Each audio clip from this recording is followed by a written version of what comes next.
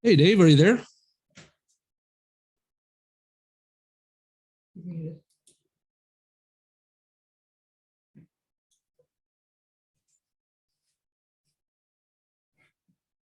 Eric, can you hear me now? Yeah, are you there? Yeah, Okay, awesome. How you doing, man? good. All right, well, thanks for coming on, man. I really appreciate it. Hey, well, thanks for having me on. Not a problem at all. Okay, we have Mr. Dave Rosenfeld on, a UFO researcher. So, Dave, can you go ahead and just kind of give us a little spill of what you do and kind of what got you into everything and everything you've done so far? All right, I've been the director of the Utah UFO Hunters for, I don't know, about 20 years now. I got into that, started the website because of my own personal contact and sightings, which got me really interested in the subject, and it was kind of one of those things I wanted some answers for, because I was dealing with it. And so I started the website, and I also started a page on that website for Dugway Proving Grounds, which I consider the new Area 51. I do most of my research on Utah. I am into the UFO field in general, but most of my work is Utah related. So I mostly cover Dugway and Skinwalker Ranch and Wine Frog and all that stuff in Utah. So the website hasn't been updated in a long time. I had to kind of let that go a little bit. I was actually gonna let it go completely, but everybody's like, it's too much of an archive. So I've kept it up just for that reason. Okay. It does have a lot of information on Utah and Utah UFOs and crop circles and Bigfoot and all that type of thing. So Right.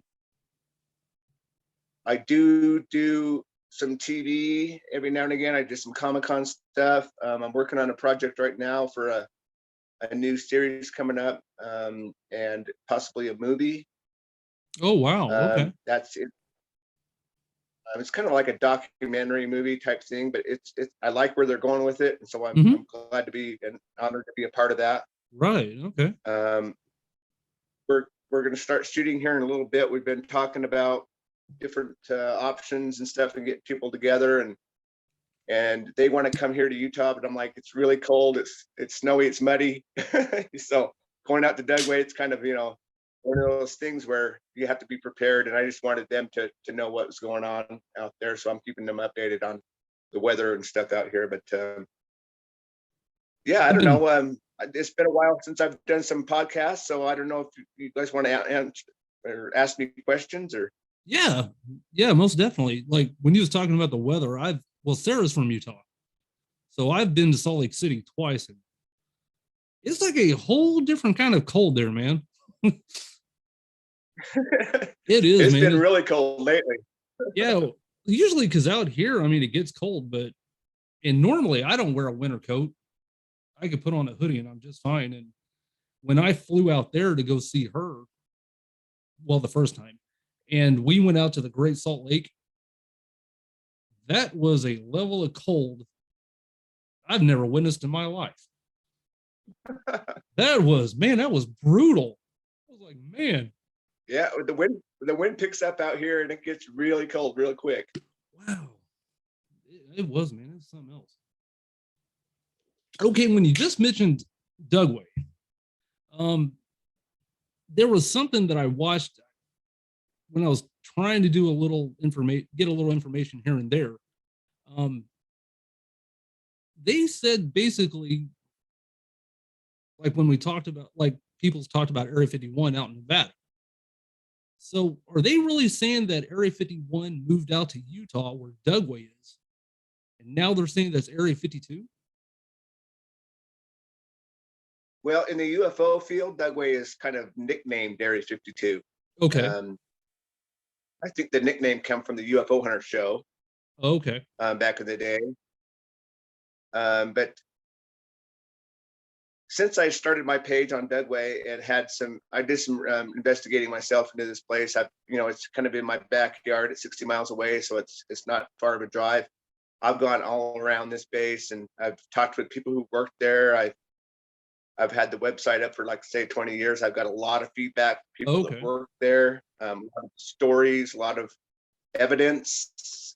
Some of that stuff I have to be really careful with because it'll get people in trouble. It's Right. gotten me in trouble. Okay. So I have to be really careful how I word things and what I can post online, which I really don't do anymore. But Right. some of the things that have been released from people who work there is that a lot of the secret programs, secret projects that were at Area 51 have been moved to Dugway because of the popularity that Area 51 has got. Oh, okay. So a lot of the space related things have moved to Utah. Back in the day, we have numerous space companies here in Utah that are building spacecraft. And so, you get to think about it and you go, okay, well, if we have all these companies here in Utah that are building parts for spacecraft, building rocket motors, all that type, Right. why would they not test it here? That was one of my Right. questions. Why would they build it here and then send it off somewhere else to be tested? Why wouldn't they test? Well, they do test it here, just like, Morton Thiokol tests their rocket motors here. We Mhm. have Raytheon, we have Boeing, we have, all these companies that are contractors out at Dugway, and they more or less do testing out there that is so unconventional Okay. that it looks godlike. We witnessed one of these tests back in, I think, 2002. We were out there doing a sky watch, and we were just about ready to leave. It was kind of getting boring out there. We weren't seeing much, and all of a sudden this weird fog rolled in just on the ground, and we're like, look at that, that's kind of weird for this time of year. Mhm. And then we noticed what looked like a giant arc welder in back of the mountain, like just the light just kind of flickering like an arc welder, but on a huge scale. And Right. then this beam of light shoot up into the sky. So, Oh. we're breaking out our cameras and our video equipment and all that and get Mhm. pictures of it. And it lasted for maybe a minute or two and it shut off like a light switch. So we were all kind of excited to see that. And we were like, that was brighter than the next city over, which you can see from our vantage point was Wendover. Mhm. It was brighter than that city. Oh, And so wow. we're like, okay, that's weird. So we were, walking around and looking at our pictures and stuff. And all of a sudden we see it again. Mhm. This kind of arc welding type thing. And then this beam of light shoot up. Well, the second time it fired, these blue lights came down and completely surrounded this beam of light, almost as if something was coming down to watch this test. And as soon as that test went off and it went black again, those balls of light flew away. It was almost like we were being babysitted, in a way. These UFOs were attracted to this test. I think that when we test that kind of technology out there, it does attract UFOs because they're kind of like our babysitters. They're, Right. something goes into space, they're wondering what the hell that is, and so they come Mhm. down and kind of observe. So Dugway has a long history of that kind of testing, Okay. um, where they test whatever they want out there. They have no congressional oversight, no independent oversight. They do whatever they want out there. And at any given moment, there's probably 30 contractors out there, like I say, doing whatever they want. Okay. So the place has got a long history of failures too. And one of the more famous ones is the sheep incident, where they open air tested some chemicals out there and killed a bunch of sheep. Oh, okay. And that's kind of scary because there's a lot of people that live out there. There's a lot of people that hunt, rock hound. They uh, it's a big kind of a four-wheeling type place. People go out there to watch the wild horses, and if Mhm. these kind of tests are going on and there's no warning at whatsoever, that's kind of scary. Yeah, very much. But like I say, I've had contact with people that worked out there that actually worked on spacecraft. One of these individuals, we put him through the test to see if he really worked out there, and he passed with flying colors. And I won't mention his name, but he told us a lot. He said he worked on landing gear of this craft called the Venture Star, Okay. which was third generation. And he wasn't allowed into any other part of the craft except where he was working, which was the landing gear. And he says, this craft exists. I'm only here for like 3-4 months to work on the landing gear, and then I'm out. And so he used to come to our meetings and tell us all about the stuff. And he told us about getting in trouble for wearing like aliendave.com gear and at work and Really? all this. But that's just one of the people that has come forward. And I have a whole list of people that have told me all sorts of weird stuff that goes on out there. Oh, wow. So how old were you, and like when exactly did you start getting into like researching UFOs and all that? I guess I was about 25 when I started really kind of noticing that something was in my life that wasn't normal. Mm-hmm. I had lots of these this they called intuitions or feelings to just like go for a ride. Mm-hmm. It didn't really matter where I was going. Right. One particular time I was up on a snowmobile trail in the middle of the night with my blazer, and I figured, okay, well, I'm here. I'm just going to take some pictures of the stars. I was kind of into astrophotography and stuff, so I broke out my camera and Mm-hmm. and that's when I seen this UFO up on the ridgeline, and it kind of just zigzagged along the ridgeline, and then it just took probably 10-15 minutes. It was moving really, really slowly, and then it zipped back right to its original spot and disappeared. And I was like, I didn't even get a picture of it. Here I have my camera out, it's on a Right. tripod, and I was kicking myself in my butt because I was so awestruck by it that I didn't even get a picture of it. Right. So I was kind of, kicking rocks for a few minutes, and then I seen it kind of powering back up, almost like a little teeny light in the same spot. It was kind of green in color, and it started getting brighter and brighter and brighter. And that's when I got a shot of it, and you could see the actual shape of the object. Mm-hmm. And then it got so bright that it was just a light. You couldn't see anything but the light. And it flew down off the ridgeline, almost like in a movie. It was incredible. But it flew down the ridge, down the mountain, across the valley. It was lighting up the snow and sending shadows off and everything. And with the trees, flew almost right above me. And as it flew by, it went just like a movie. It flew out and then straight up into space until you couldn't see it anymore. Oh, That wow. was what a sighting I called the Wolf Creek sighting. People can look that up on my website and stuff. But it was pretty incredible. I had that negative of that photo sent to NIDS back in the day, the National Institute of Discovery Science, when Bigelow was running that. Oh, okay. And they had that negative.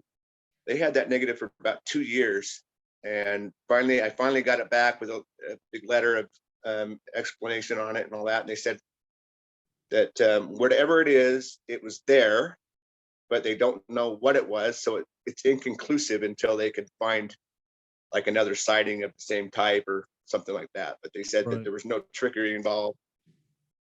It's kind of hard to Photoshop a negative. That's why I still use 35 millimeter on my in my gear.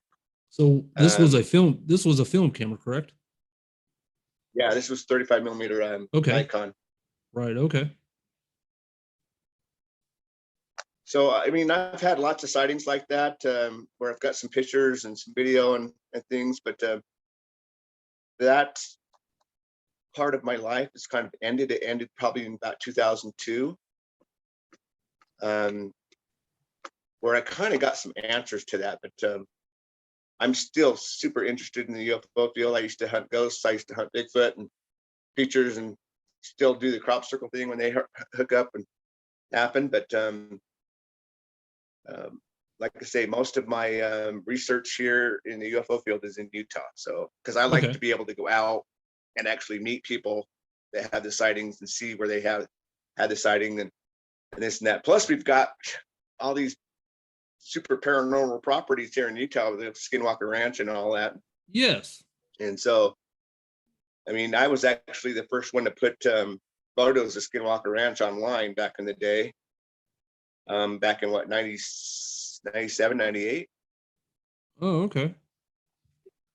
So, I mean, when the Deseret News story came out, Jack FNX wrote that story, and me and another researcher said, you know, we've got to meet this guy. If there's any truth to this at all, we've got to meet this guy and sit down and talk with him. So we did. We hooked up a meeting with him. We went down there and we had lunch with him, and he showed us a few things and some strangeness and told his story. And I said, this is incredible. And so the other researcher actually went back and barbecued with him and got some more stuff. But Right. really nice guy. And I don't see any reason for him not to be honest with us. He was scared to death of the place. He didn't want anybody else to live on the property because of what he went through. And so my research in the Skinwalker Ranch has been over 20 years. I have some friends that were lucky enough to buy property right next door to Skinwalker Ranch, and we call that Space Wolf Research. Oh, we do okay. our own stuff there. Right. We're right next door. We have a really good view.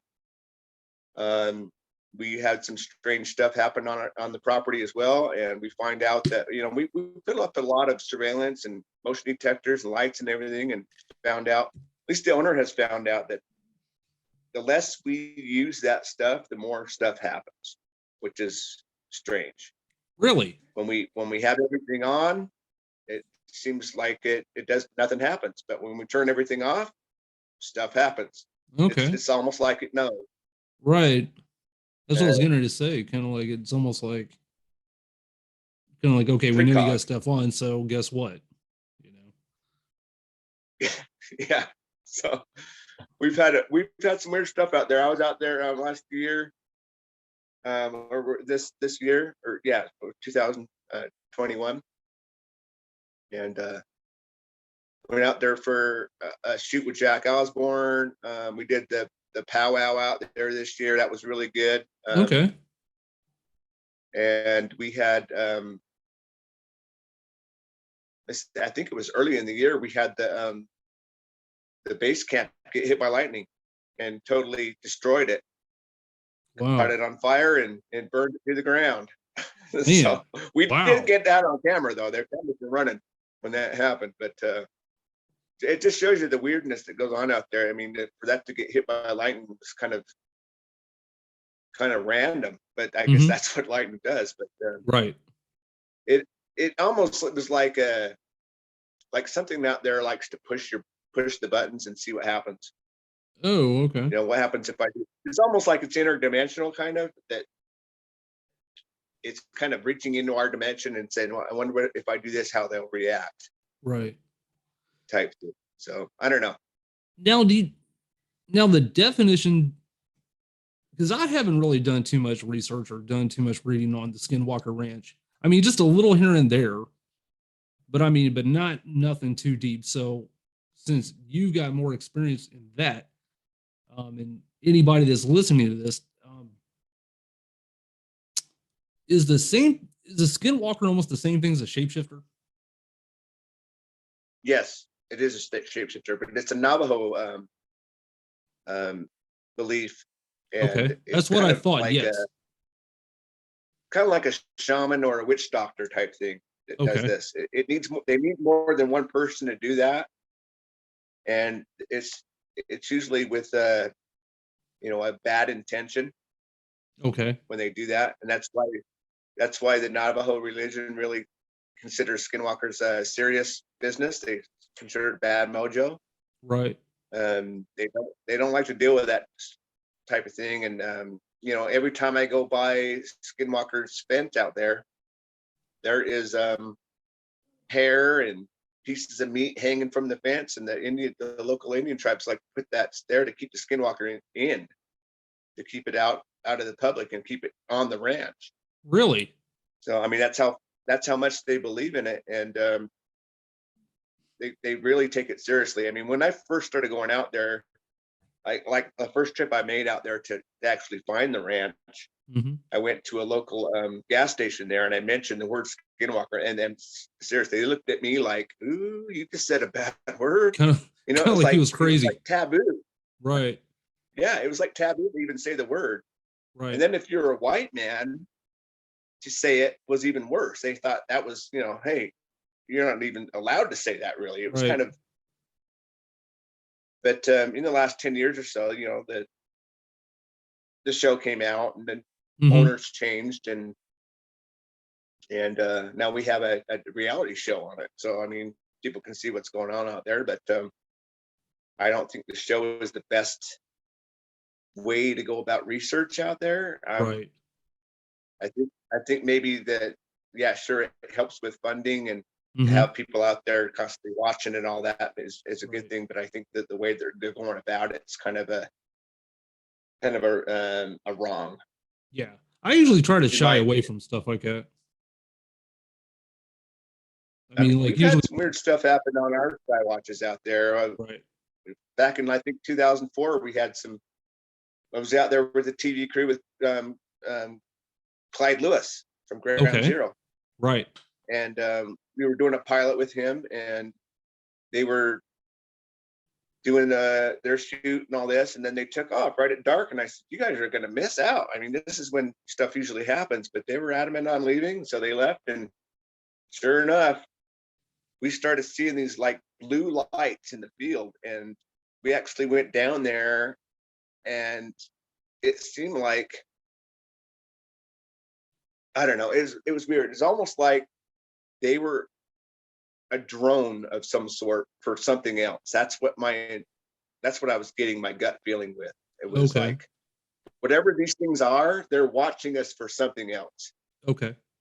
And it was weird because when you got close to the lights, they get really small, like a bug. And Okay. then you get away from it, and it would get bigger.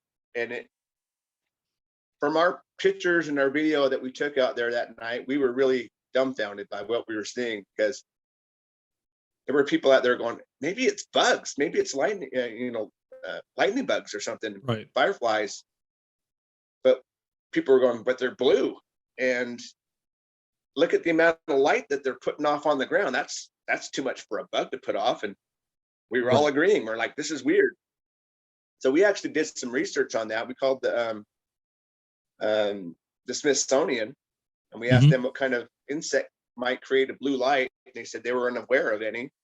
And to call the Bioluminescence Research Center in San Diego. So we called them, and they said the only thing that creates a blue light lives in the ocean.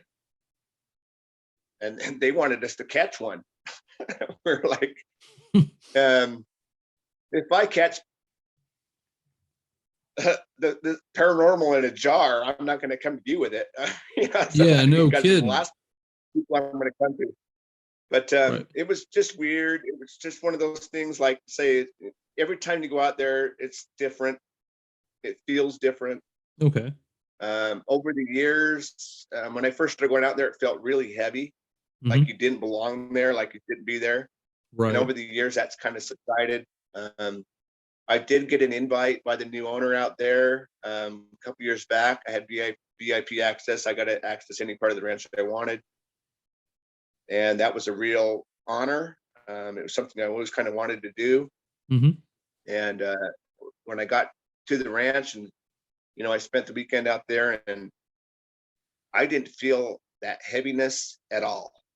It Oh, was wow. Okay. different for me, because normally when I went out there, I would feel that heaviness, and it was like pressure coming from you from all sides. But that time, I just didn't feel that. I felt comfortable out there, and it was just a strange feeling for me, because here I am, spent years and years and years kind of scared of the place, to be actually on the property and then feel okay about it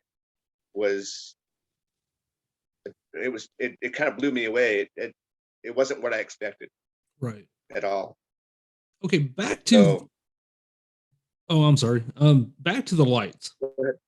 It kind of, you just now reminded me of something where I'm a big coast to coast AM fanatic, and I have been ever since I was a teenager. Because back then, we didn't have paranormal shows. We didn't have, we just had radio or, with that type of Right. topics. And I remember a while back, I can't remember how many years ago, but I remember listening to an episode with George Knapp.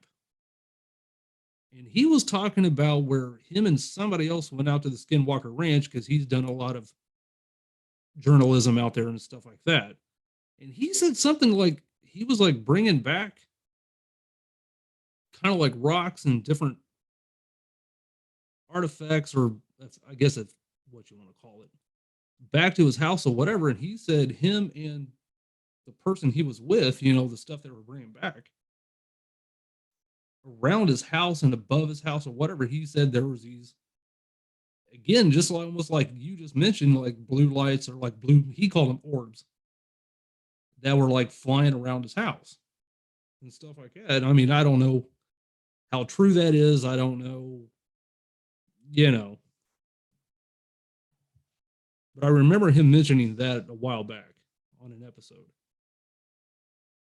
Well, the former owner, Terry Sherman, also had an encounter with the blue lights out there, and he would see them often, actually. And he got a bad feeling about them. And one day he sicked his dogs on them, and they chased after him, and they went out in the field, and they never returned.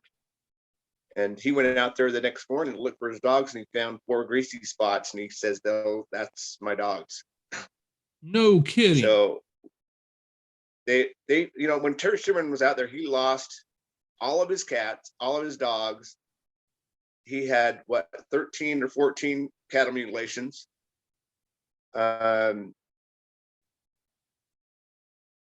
So whatever it is out there, it didn't like the cats and it didn't like the dogs. I think because they were kind of like biosensors. Mm-hmm. When Bigelow bought the property, the so-called bait pens that everybody likes to call them, they weren't really bait pens. They were kind of like observation points where it has a big, 10-foot, 12-foot fence around a tower. Mm-hmm. To keep whoever was in that tower safe. And they would have a dog in there in the fence as a biosensor. So the dog would alert the researcher if anything was going on. And hopefully the fence and the tower would keep that researcher safe. So they weren't actually bait pens. They were, observation towers. So right. Whatever's out there, I guess, doesn't like to be watched like that, or maybe was threatened by the cats and dogs, or I don't know what was going on. But like I say, Terry Sherman lost a lot of animals out there. He was one of the types too in his cattle ranching profession that he was known to never lose an animal. He was really good with his animals, and he had a special breed of cattle he was raising, and that was his dream property. And when he went out there and moved out there, the first day he was out there, he lost an animal. No kidding. That was in the book, Path of the Skinwalker, also written by George Knapp. Oh, that's right. Yeah, it was I haven't had a chance to read it, but I do know about it. I mean, yeah, he moved some cattle out there on his first day.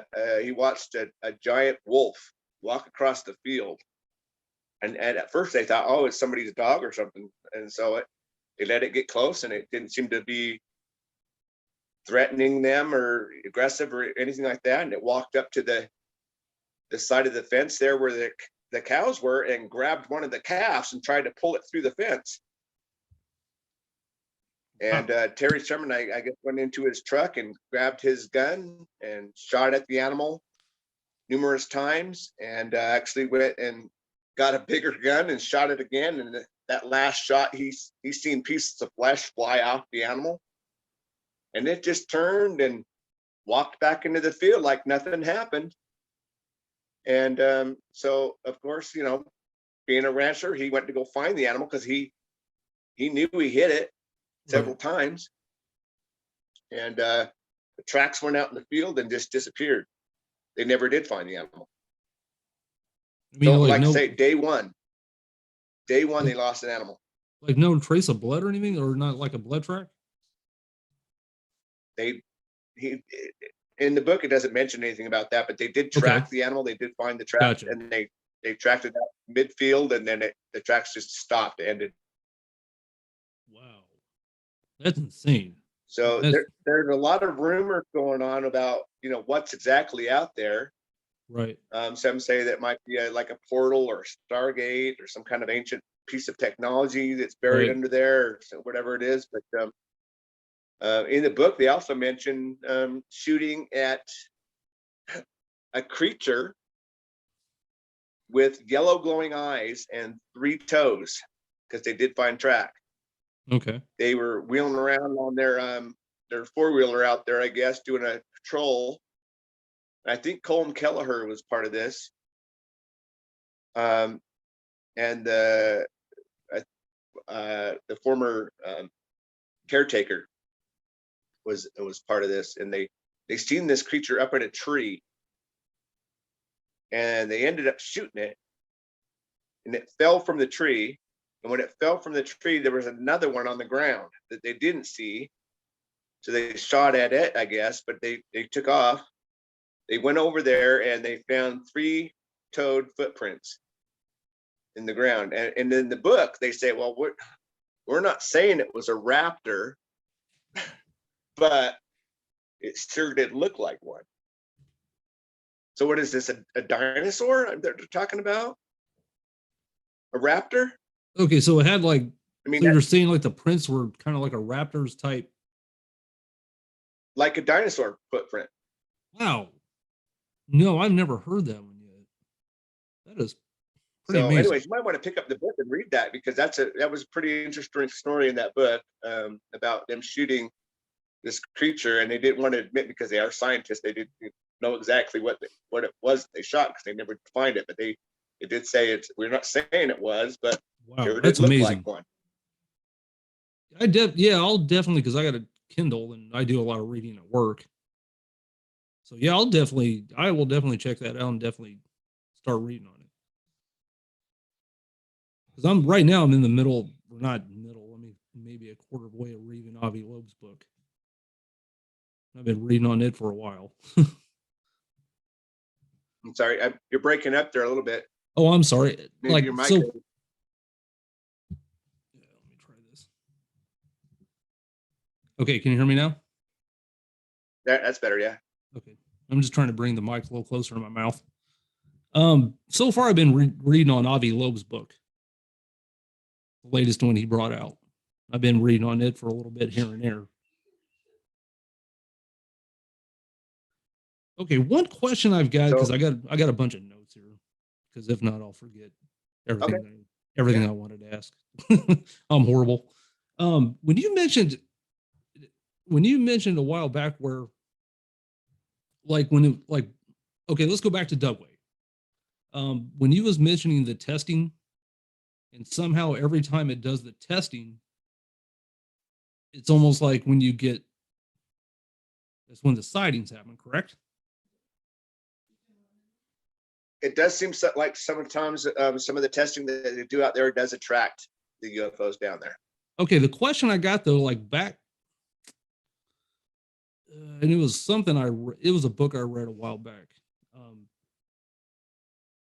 It's something like a lot of people believe. I mean, it's like a theory. I mean, it's not nothing proven. Almost like everything else, and it's almost like they say, like when we dropped the atomic bomb during World War II. They say, like, after we dropped that bomb, there was 2 bombs, I'm sorry.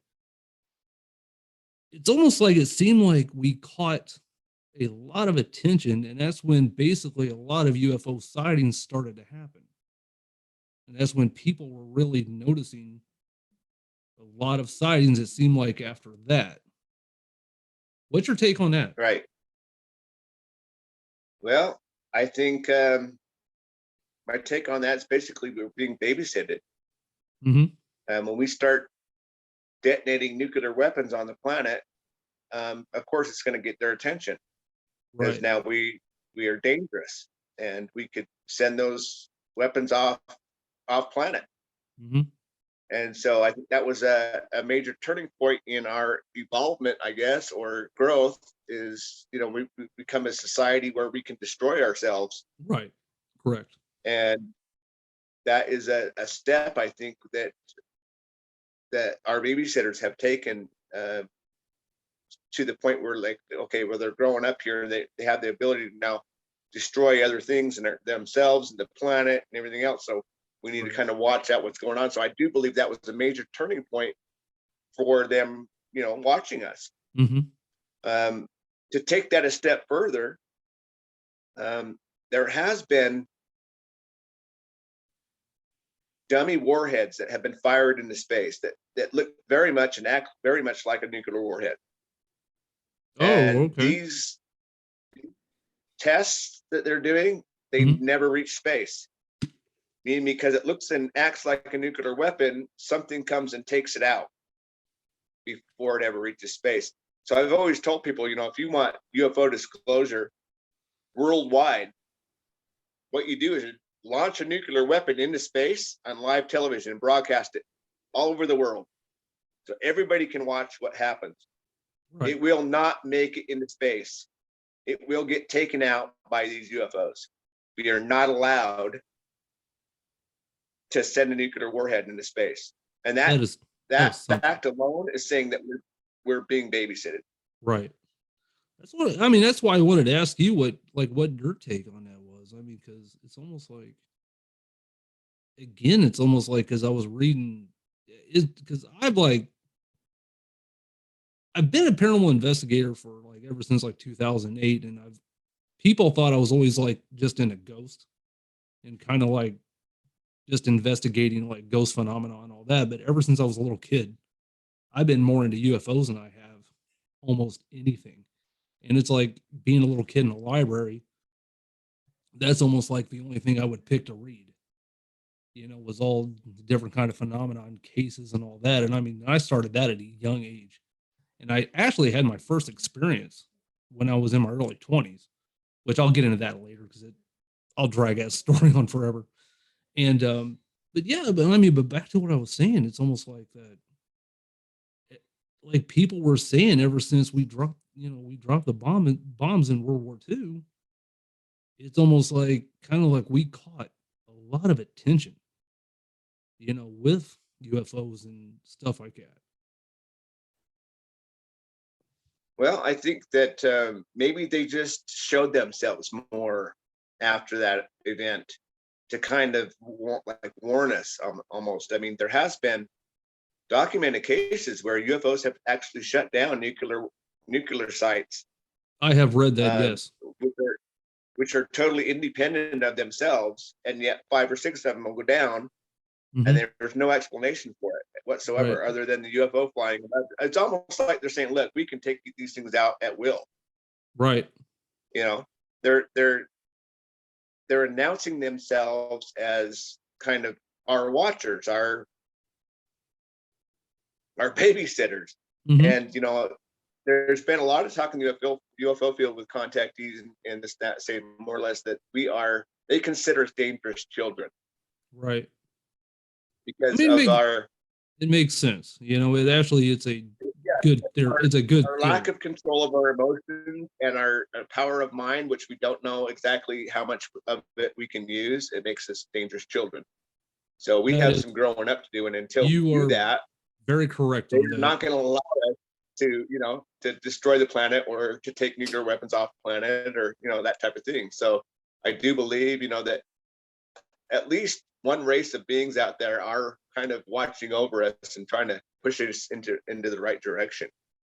That's an amazing thought to have, though. I mean, it really is. I mean, after all the phenomena we've had, and people, I mean, because when a lot of people has been asked, what would you do if we finally were exposed to what maybe has been hidden for a lot of years from us? How are we going to react? And it's almost like maybe it's a good thing to say, hey, you guys need to wisen up a little bit, behave, get along, you know, we're better in this. Well, they're not going to be able to hide it forever, and that's why we are having this kind of soft disclosure happening right now with, with the ATIP program and the Tic Tacs and all that type of thing. It's kind of soft disclosure. It's kind of setting it up to where, look, the people that investigate this type of thing, that look into this type of thing, they're not crazy. They're not nuts. Right. It's a real phenomenon. And the question you have to ask though is that now that we know the government is even admitted UFOs are real. Mm-hmm. Okay, so the question you have to ask now is who's behind the UFOs and what's their agenda? Right. Okay, because the UFOs are just their vehicles. So Correct. what do they want? What are they doing here? What's their ultimate goal? What's their intent? So that's the question we have to start asking, and I think that's the thing that humanity more or less has to start preparing for. Is we are going to meet these people or beings, right, sometime here pretty quick. I think. How they announce that, how they show themselves, that's to be determined. But people always ask me, the last 20 years or so I've been doing this. Well, if UFOs are real and they want to contact humanity or whatever, and why don't they land on the White House lawn? Very well.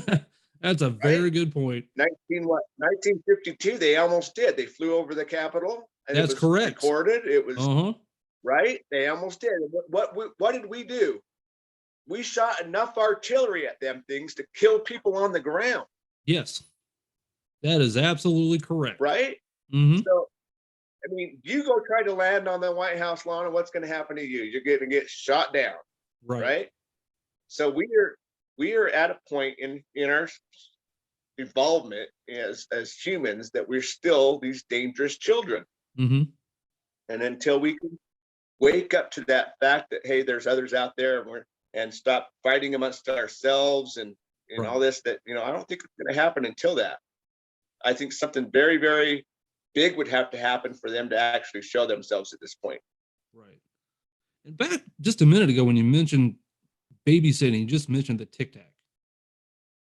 And I read about that a while back, and now had to do with Commander David Fravor. And when you mentioned the babysitting part, now is kind of like, because when he was mentioned, like when he was trying to track it, or when he was trying to follow it, and something about, like, I guess he said something about it went from, what was it, like 60,000 feet or something like that, from the air to the water, or something in that manner. Yeah. And all of a sudden, I guess he said when it came back up, it's almost like it got nose to nose with him and did every maneuver with him, like whatever the jet did. He says something in a manner of like it did everything he did, like it maneuvered with him. It didn't even not even, not even like within a hiccup. It's just toying with him. Yeah. Yeah. It was showing him that the capability is way beyond what we have. That some of them Tic Tac videos show maneuvers that hit like 9 Gs. Mm-hmm. No human could withstand that kind of G force. And no, if there's some kind of other physics going on there, let's say that these craft have a field around them because they're generating, let's say, an electromagnetic field and creating their own gravity field. Well, then that might explain how that physics works, because if inside that field you feel nothing, then they would actually be able to do those type of maneuvers. But if with conventional physics, that's impossible. Yeah. So whatever they know that we don't is way beyond our capability of even understanding it, unless we have recovered craft, which we have, and they've learned that technology and they're keeping it suppressed for some reason or another. And that's another reason why I think that UFOs are secret, is because it's technology recovered. Some of this technology is 0 point, meaning it doesn't cost anything. So if you was to put these type of motors or whatever in your house or in your car, it's a one-time purchase. You never have to buy fuel. You never have to buy another motor ever again. And so what good is that to the people who are making it, right? Nowadays, you have light bulbs that last a year when they used to last 6 years. I mean, it's all about making things that break down so you have to buy them again, right? Exactly. Even the audible bills. So if we have 0 point energy, that would mean no bills, Right. no bills. Mm-hmm. And well, they don't want that. They want that paycheck from you every month, for electric and for Right. water, and that's one reason. It's because the almighty dollar comes into effect on this, and they don't want to have that kind of technology out there because there's no money in it. Mm-hmm. So Exactly. there are companies out there that are using this and building it, but it's suppressed. They don't want to share that with anybody. I mean, if let's say a military contractor comes out and wins a bid for a space plane, let's say the TR-3B, Mm-hmm. okay, the flying triangles. Right. The government gives them $6 billion, let's say, to build them 2 of these craft. Well, Right. guess what Lockheed's going to do with that money? They're going to build 6 of them, give 2 of them to the government, and keep 4 Mm-hmm. for themselves. Exactly. So what's going to happen then? You're going to have a company, a private organization with the technology to leave the planet. Right. Right. And so this has probably happened time and time again, and it'll probably continue to happen. But we're having, let's say, like Elon Musk, even he has the ability to leave the planet, right, with his own spacecraft. Right. Virgin Records, guys, the same thing. These are the type of people that could start an off-planet civilization, more or less a breakaway civilization. Right. Totally with their own technology, with their own rules, with everything. And that's probably happened, like, say, back in World War II during the Nazi era, where you have the Brill Society that are flying these craft, and probably have broken away from society altogether, and they have their own technology and their own rules and their own place of living. And they're probably living off planet or in Antarctica or wherever. I mean, they could, because of that technology, travel is nothing. So you have these type of companies out there that are building this type of stuff, relearning or back engineering this technology. So it's not only just, the energy sources, but it's the vehicles, it's the health issues, people. Some of the stuff they found in Roswell included handheld healing devices, Yes. all sorts of technology that could really help the planet and help people, and yet we don't see it out there because of the dollar, the almighty dollar. So I do believe that that's a major factor on why the UFO subject is still secret. I wholeheartedly agree with that. I mean, I agree with that quite a bit. Now, back to when you just mentioned Roswell, and we were just now talking about Lockheed Martin, and I actually I've been a machinist for 26 years, and I actually worked in aerospace, in the aerospace division. And there's a theory, and I can almost see it. I mean, because kind of places I've worked, it's almost like they've said, like, ever since the crash at Roswell, on how much our aerospace technology has skyrocketed and how fast that our aerospace has grown, ever since then. Like, even like where I worked at one time, it's like in Indianapolis. They had their own like little museum, like back in the start of kind of whenever, like, the older planes and all that, and all of a sudden, and now look what we have today. And it hasn't been really all that long if you really stop and think about it, Right. How much all that technology has really skyrocketed and how much we've advanced. And they're saying, and I'm back again, like the theory goes along with, maybe ever since that crash at Roswell, we were studying something else that there's no way we could have done it ourselves, So what's your take on that? Oh, I believe that wholeheartedly, 100%. There's a book out there called The Day After Roswell. It's written by Philip J. Corso. Yes. He was in the Pentagon and the White House. He was in the position to know these type of things, and it was his job to take those pieces from the Roswell craft and put them into contractors' hands and label it foreign technology. So it could sit on someone's desk and not anybody knowing about it. There's a piece of a French helicopter, a V2 rocket. Right. And it was his job to take some of those pieces and say, okay, who might be working on something like this? And then more or less present it to him, give it to him and say, it's yours. Start back engineering, start making it. Because right. in their eyes, if the Russians had one of these, they were already 30 years ahead of that, because they sat on that material for decades before they actually started pushing it out there. And they actually called it list of items. What's that? Oh, I'm sorry. The element that they came up with, what was, I can't think of Element the top. 115. That's it, element 115. For some odd reason, I could not think of it off the top of my head. But yeah, that's correct. It wasn't in Russia. Wasn't it like Russia's one of the first ones that came up with saying we figured out how to make it? How to make element 115? Yes. I mean, or was it the Russian or the Germans? Well, that element is so rare on Earth that you could put a piece together that you could hold. I mean, it's that rare that you could find enough of it here on the Earth to actually put a piece together that you could actually hold in your hand. It's that rare. And so for them to have described these like triangle pieces of it that were inside the craft's, energy source or whatever, that had to come from off planet, because that wasn't from here. Right. There's not enough of it here. So, yes. But the interesting part of that whole program was the back engineering of all this other technology that was found on the craft. And we use that every day now. It's in our phones, it's in our computers, it's in our homes, it's in our TVs, it's everywhere.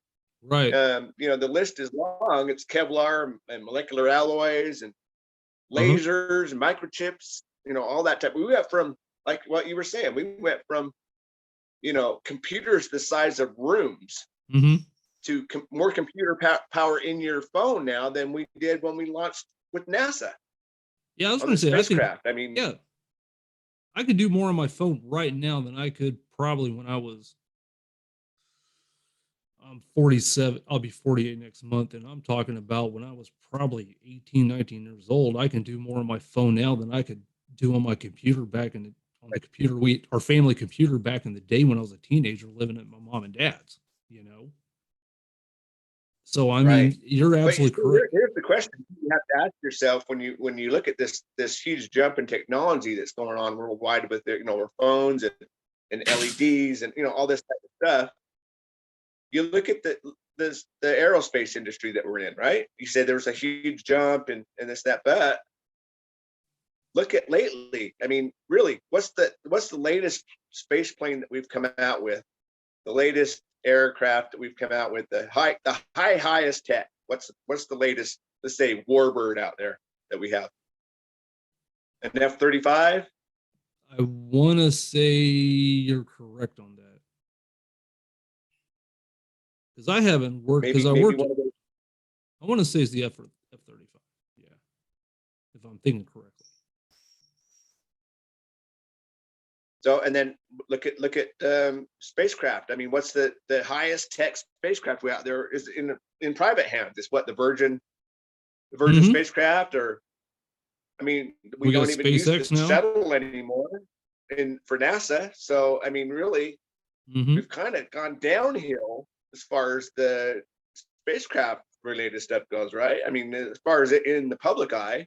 We've kind of gone downhill, and that makes you think, well, no, they're probably just hiding what we really have, because stealth technology is what now 40, 50 years old, right? Yes. That was top of the line. That's what we're using in our wars, and this and that. And that stuff was 40 years old when we knew about it.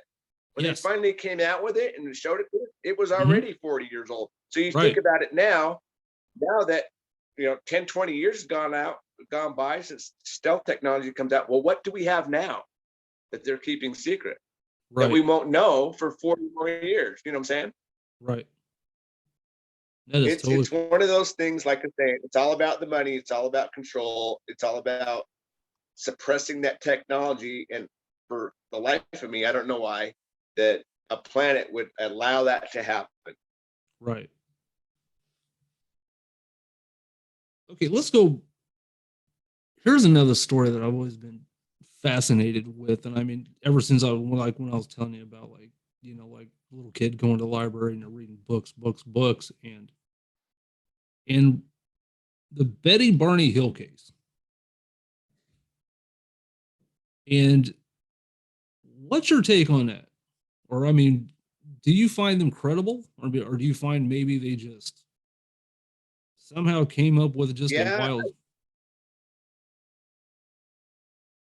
I've looked into that case a few times, and I totally believe them. They've had hypnotic regression done on them. Mm-hmm. They've had lie detector tests. They are not people that wanted the attention. That Right. they didn't want that to happen to them. They didn't want anything to do with that. It kind of reminds me of also like Travis Walton. Mm-hmm. Um, Yeah.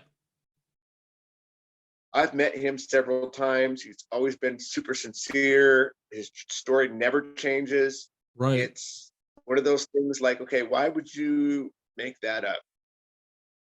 I've seen a Especially lot of back in the day when that happened to him, it was the 50s. I mean, it was nothing to that would destroy your career and everything if you came out with it like that. People just didn't believe that type of thing back then, and if they heard your story, they would think you're nuts. And so Right.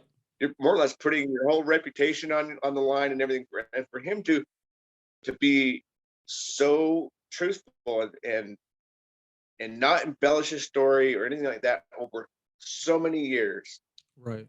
tells me that he's telling the truth. Okay. And he was There's I'm sorry. He was the Go one ahead. the movie Fire in the Sky was based off of, correct?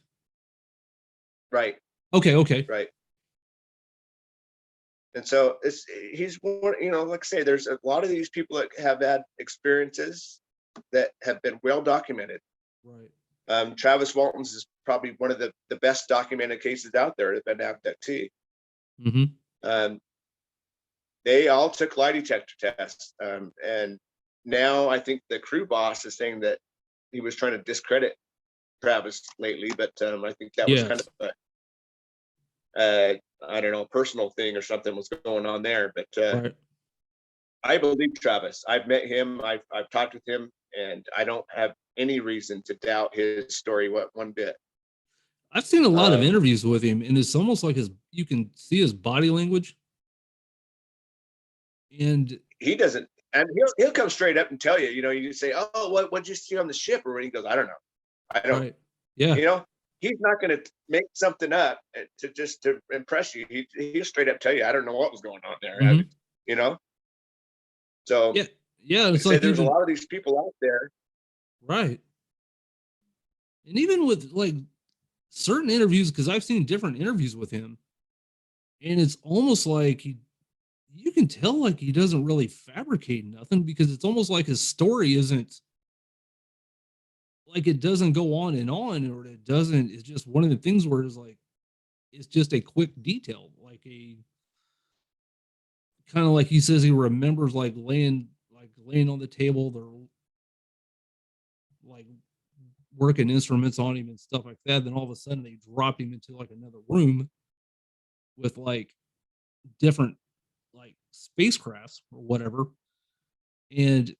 But it, like I said, it's almost like his whole story is like, it's not even long. It's like not a long story. And you can almost tell like,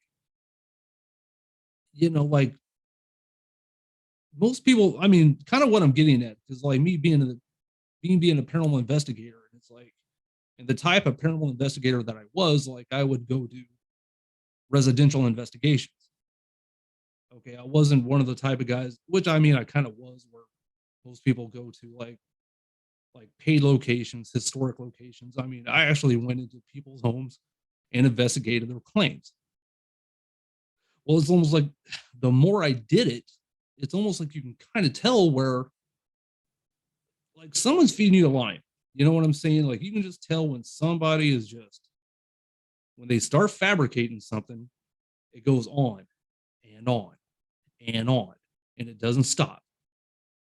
But it's almost like with Travis Walton, kind of like again, like, the interviews I watched with you, it's just kind of like short, sweet, to the point, and it's almost like his body language just like it didn't, it's like it didn't change, Yeah, it's almost like, I think he's a little uncomfortable about talking about it, because it and brings it him looks back, at, I think. yes. Yeah. And yeah, like the I think one, that was pretty traumatic for him. I mean, to go 5 days without food and water and all that. I mean, and then go through the whole thing where they thought he was a killer, and yeah, and all that. And I mean, that was pretty traumatic for him. And I think when he talks about it, it kind of takes him back, and I don't think he's comfortable with that. and you can That's almost why tell, another yeah. reason why I think he's telling the truth. I mean, I'm totally in total agreement with you, because it's like you just said. I mean, it's when he talks, it's almost like you can tell he's uncomfortable, and you can tell, like, I don't want to talk about this. It's almost like, but I mean, it's almost like I think he knows that people want answers from him, and just want, like, hey man, what did you see? What, blah blah blah blah blah. And you can just tell it's almost like he doesn't, like you just said, and I'm in total agreement with you. Like, you can just tell he doesn't want to talk about it. Like, he was just uncomfortable. Like, it just like, like someone's got PTSD, and stuff like that. I mean, you can always tell when it's real, no, and somebody's not feeding you a lie.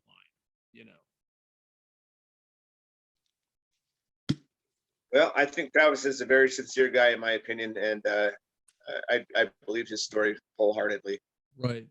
Some of the other stuff that's coming out now, with say people who say that they've lived on Mars for 18 years. I mean, there's all sorts of Yeah. it now, and you Right. have to take a lot of it with a grain of salt, but you Mhm. also have to take some of that and kind of put it in a gray box, Right. because a lot of times, a couple years down the road, somebody will come out with another story, and those two stories kind of connect some dots, Right. and you're like, oh, okay, remember this, and you remember that. That kind of makes sense now, because and these two people never knew each other, Mhm. never heard each other's story, this and that, and Right. you're like, okay, well, that kind of collaborates it now, because that's happened and this has happened. So you have to kind of, in this field, to kind of put those stories in a gray box until Mhm. later, till something Right. else comes up forward that kind of connects with it. Like for me, when I first started getting into this, I was living up in this canyon. I'm back up in the canyon again, but um 13, 14 years ago, I was up in this canyon, and I met a few interesting people up here. And one of those people were this guy that used to walk the canyon all the time. And I would see him, and I'd stop, and hey, you need a ride? And he goes, no, I'm good. I'm just walking the canyon. And I see him every day. And so one day, it was kind of raining, and I seen him walking the canyon. I pulled over. Hey, you need a ride? He said, yeah, sure, I'll take a ride, because it was raining. So he hopped in, and I gave him a ride home, introduced myself and everything, and I told him out, I've been living up here, and he told me about him and stuff. And then I was at um, a meeting down the street here, and met another person, and he was talking about UFOs and stuff. And I told him what I did, and he said, "Oh, really? Well, did you meet the guy who built the UFO landing pad up in the canyon?" And I says, "No, I had no idea about it." He goes, "Oh, but I have to tell you this story. I have a friend that walks the canyon." And I was like, "Ooh, I know this guy." So I'm Mhm. listening to him, and he goes, "I seen him running up the canyon like a full sprint. I mean, like he was scared to death of something."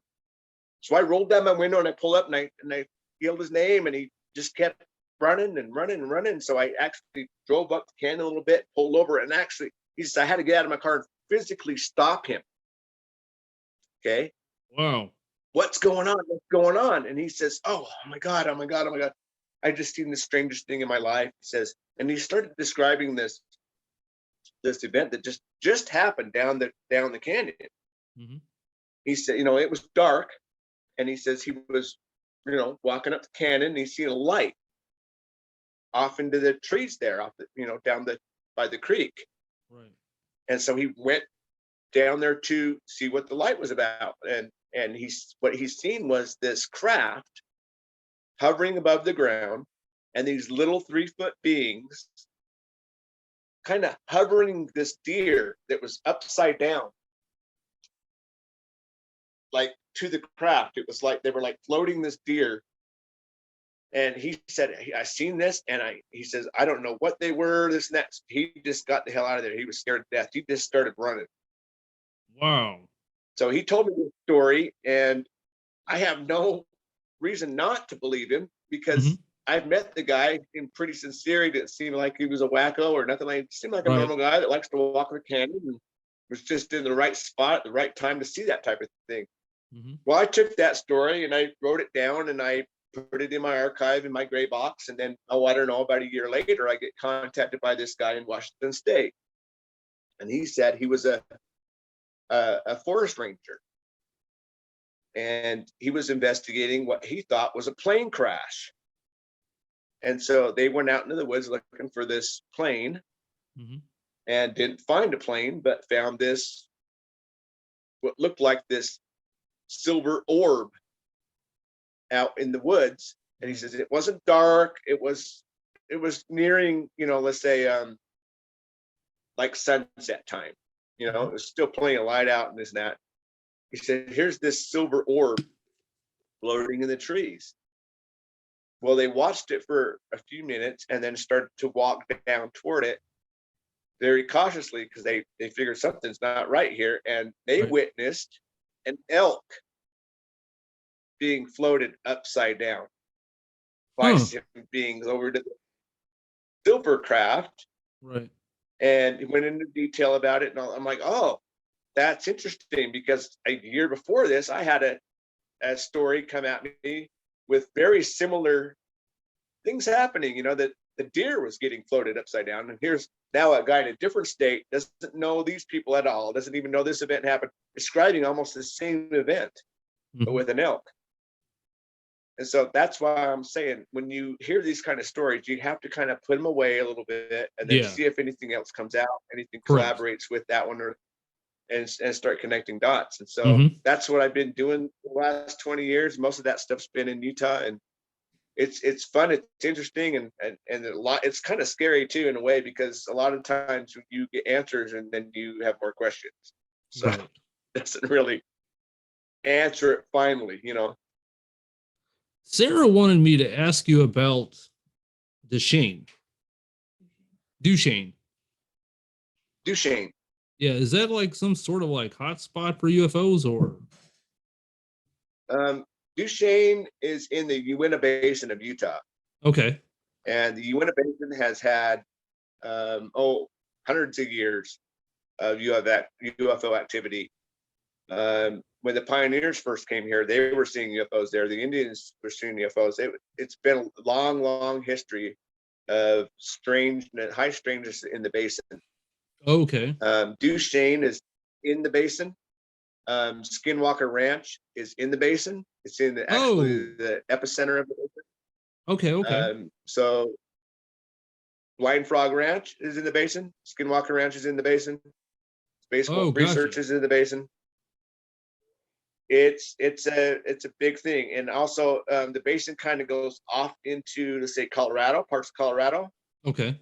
And Colorado also has an area in their basin there it has a lot of high strangeness as well, cat mutilations and all that type of thing. There's nothing new there. And if you live there, you've probably seen a lot of the weird shit yourself, and you just don't say anything because it's normal. Everybody sees it. And when you get to know some of the locals down there, and they go, oh yeah, it happens. We just don't, hey, like last year, I was at the powwow. Okay, this is an invite only type of event where Bigfoot hunters and UFO hunters and treasure hunters, all these type of people get together, and they share their stories, and it's really cool. And I was invited to speak there this last year, and I like to do this when I'm in the crowd. I say, how many people have seen a UFO? And almost all raise their hand. And then you say, how many people that have seen a UFO reported it? Crickets. Nobody. Really? And I'm like, okay, well, this goes to prove my point that you people in the basin all see it, yet you don't talk about it, you don't report it. If you Mhm. did, you in the basin would be such a big hotspot, Right. as far as the numbers go of Mhm. sightings and high strangeness and contaminations and all that type of thing. Right. That would probably be the number one hotspot in the world if everybody reported what they've seen. But Right. just, there's probably 200 people or so at this event, and just about every one of them raised their hand when they said, "Have you seen a UFO?" And yet not a one reported it. I used to do this same experiment at Comic-Con and Mhm. some other events that I used to go to, and it's the same thing all around. Maybe one or two might report it out of hundreds that have Wow. seen something. So this goes to show you that, the phenomenon's bigger than what has been reported, I believe that. because a lot of people don't like to report it because of their status or their ego or whatever it might Mhm. be. They don't Right. want to look crazy or what have you. But Mhm. amongst themselves, when you meet these people, they're all talking about it. And they Mhm. sit down at Pizza Hut and they see their neighbor. Oh, did you see what happened? Oh yeah, yeah, yeah. So it's not a big deal for them. It's almost like, Right. we see it. It's part of life. It's not like, oh my God, I got to tell somebody. I've got to report this. The cops need to know. It's not like that in It's the kind of basin. like, yeah, it's kind of like when you go to Point Pleasant where the Mothman was sighted, and then you go to the town, and you got a pizza shop where they make pizza of the Mothman, then they make cookies of the Mothman, and it's not kind of like a strange thing to them. It's almost like they celebrate it. Right. It's Like you like just going to it's mentioned. like going to Roswell. Yeah, Yeah, going to Roswell nowadays. And yeah, he's alien and everything. So right. I mean, even like when I went right. out to Vegas, I went out to Vegas years and years ago, and same thing, man. You'll find things like alien this, alien keychains, alien T-shirts, and all sorts of stuff, man. I mean, it's wild.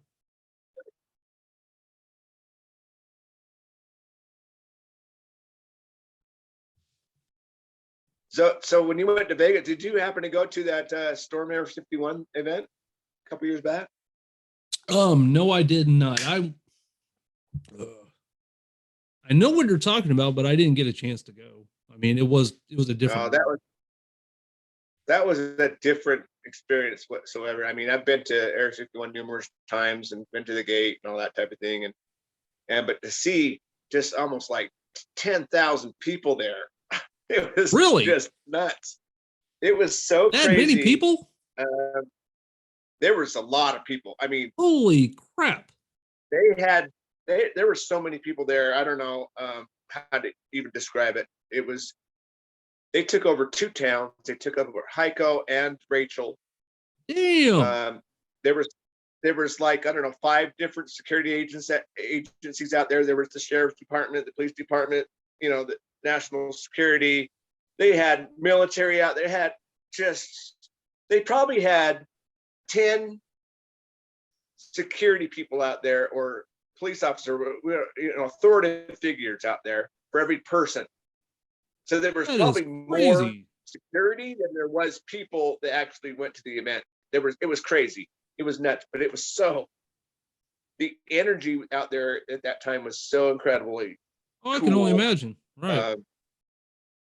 Um, we went out there one night, and I don't know, there's probably 50, 70 people at the gate, and we watched some drunk girl get arrested, and this and that. But nobody was going to storm Area 51 and this.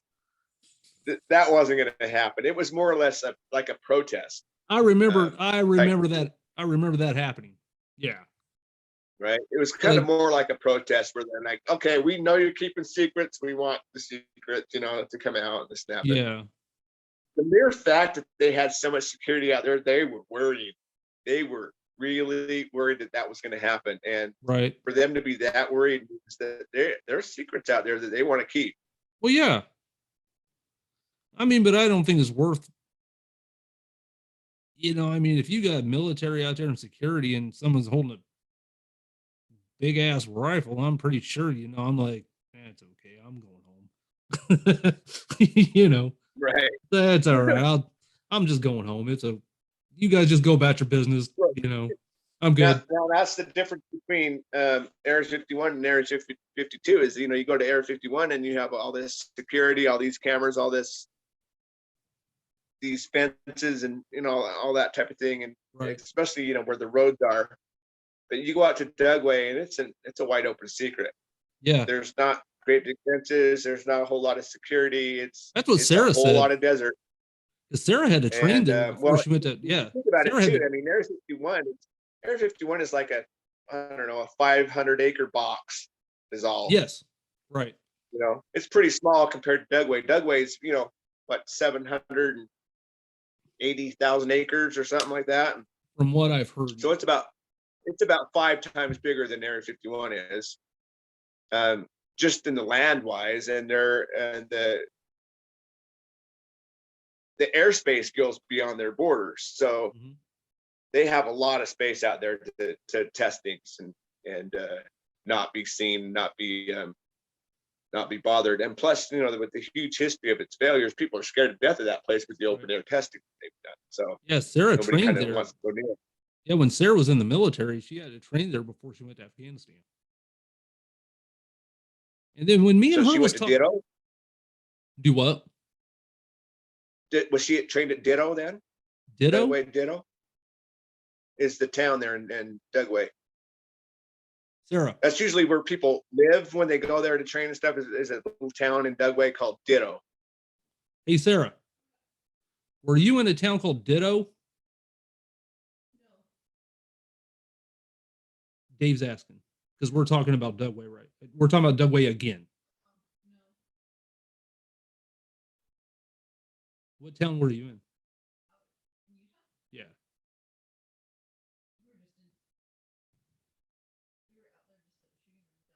She said she was at the shooting range.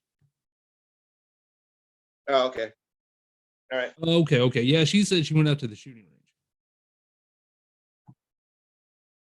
Which I don't know where that's at, so because I'm still it's a big place. So like I say, there's many facilities within that facility, and so a lot of times you go out there and people say, "Oh, I worked out there," or I do security out there, or whatever. I always kind of ask them what part because they're usually contained to that part.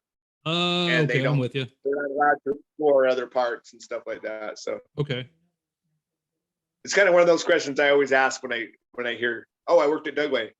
So, right. Okay. I'm with you. So, okay. Since we're talking about Dugway again, and now something that I was watching on some documentary, were they saying when they moved Area 51 to Dugway being Area 52, are they saying it's underground?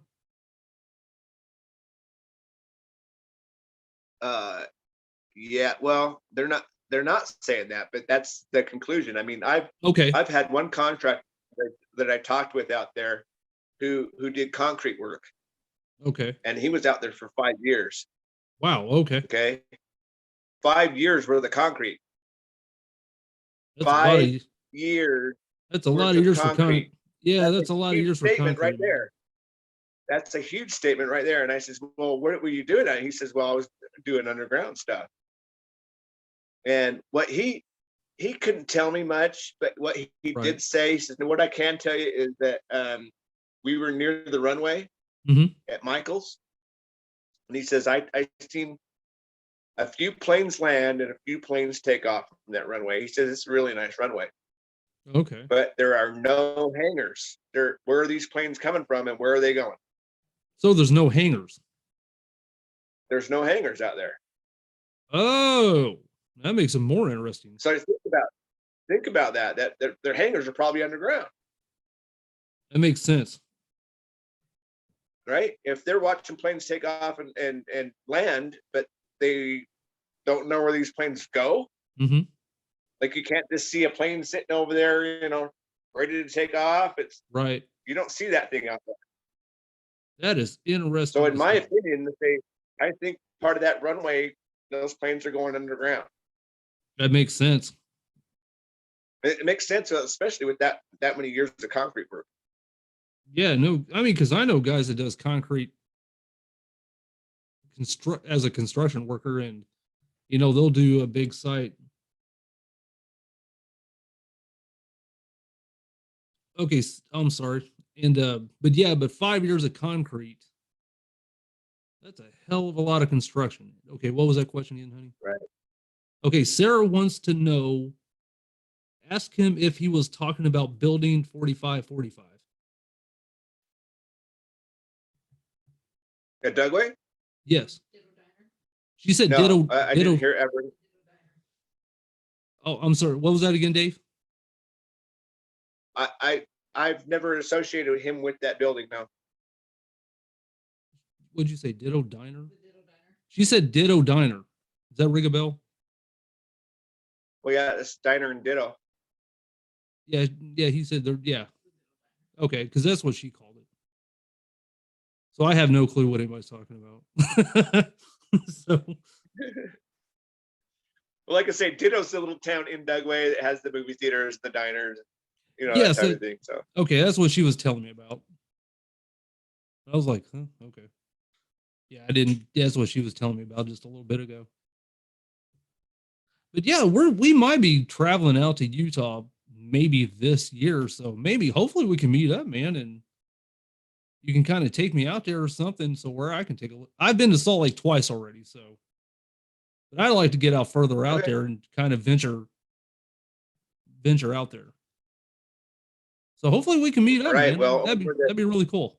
over the past 20 years, I've found really good vantage points, Mhm. where you can watch. And some of these vantage points are really good. Some of them they haven't turned up much. I mean, I've gone out there numerous times and didn't see much, but other locations, I'm like, you see just weird, you're out there for hours and all of a sudden you see 10 minutes of incredible stuff that happens that you're blown away by. So it's one of those areas. It's just like Skinwalker. I mean, you can go out Mhm. there numerous times, not see anything, and then all of a sudden there's 10 seconds of incredible shit that you see. So I would love to go out and it's see one of those that. things. But I would love to go out and see that. Just to say I well, went. hey, I mean, next time you're in town, give me some warning. Next time you're coming in town, we'll set something up. oh, We'll dude, hit that'd some be very Facebook cool. research, or Hey, most I'll definitely, take you man. to a couple spots out west.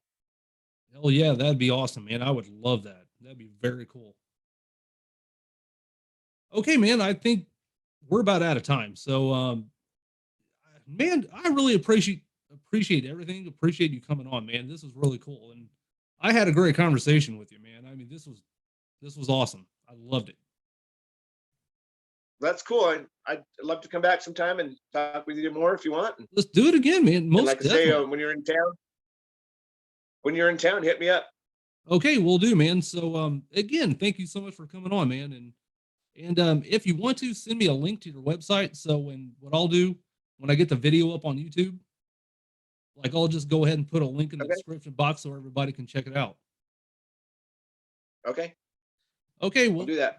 all right, awesome. Thanks again, Dave, and I'll talk to you soon, buddy. All right, man. Peace out. All right, take care, man.